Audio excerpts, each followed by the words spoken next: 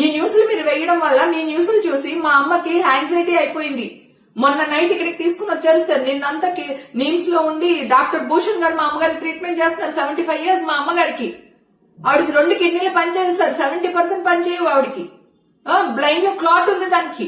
మీ వల్ల నేను పరువు కోసం చచ్చిపోతాను సార్. పరువు కోసం చచ్చిపోతాను నేను.